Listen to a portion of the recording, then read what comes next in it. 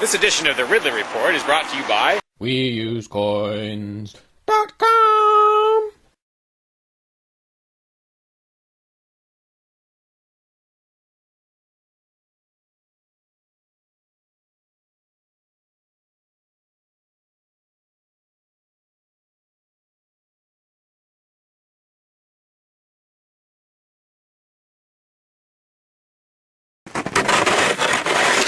When I was out there a couple years ago, I tried to do a video, I got rid of some of the ice and did a little video about it, suggesting maybe that I shouldn't be the only one.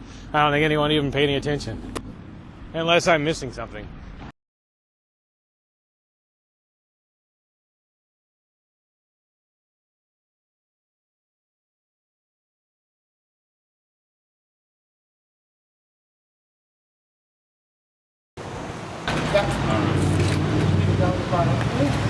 Yeah, Free Staters are always saying more Mayberry, less Fallujah. I'd like to say more Mayberry, less Move. If you remember Move, they were the communist-leaning commune in Philadelphia that was burned to the ground by authorities along with most of the neighborhood.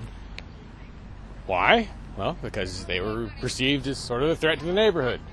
Their demeanor and actions didn't really always do much to help ease that perception.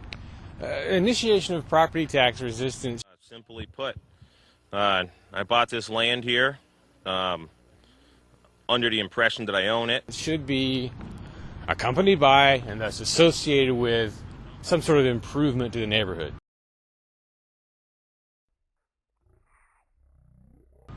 I mean, if you so much as sit on the porch at the CAC and have a conversation, there's a pretty good chance you're going to disturb some neighbors because they're that close. Imagine how much negativity there's going to be toward the CAC, toward Ian, as the place starts to become a real ground zero of some kind of property tax revolt. Because a lot of things will probably have to be done at or near the CAC to harden it in some way against the authorities. Once that 3-year mark is crossed and the place can be seized, there's going to have to be quite a few people there at all times so that when they come for it, the maximum stink can be raised. But again, it's in such a residential neighborhood that the stink is going to be a double-edged sword. My expectation would be that on the day they come for the house, the authorities will impose... Well, actually, before they even take it, they may impose an exclusion zone, which bans any number of people from being at the house. On the day they take it, they will probably block roads leading to it. The way you handle that, maybe, would be to create scenes of some sort at each of the roadblocks, or to occupy some piece of town property in response, peaceably, expecting to be dragged out of there. But the goal here, I think, probably should be not just to maximize publicity, everyone already knows that, but to trigger a sort of second or third phase in the property tax revolt, to inspire someone else to do the same thing, hopefully 10 or 15 someone else's. Now, if Ian and company have set different goals, fine. But what exactly are the goals? I mean, there should be clearly defined objectives. Every aspect of this should be documented as well as possible, especially on video.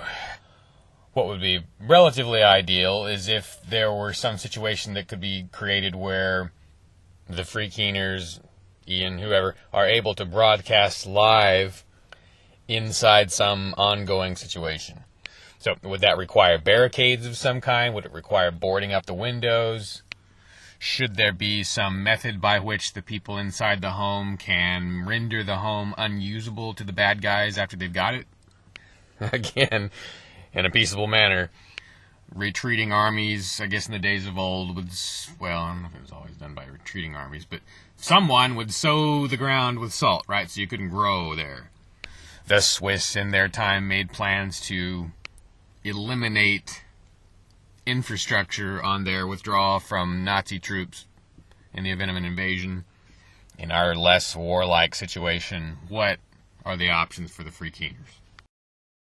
Are you in favor of this? Then why do you use this? Instead, maybe you should use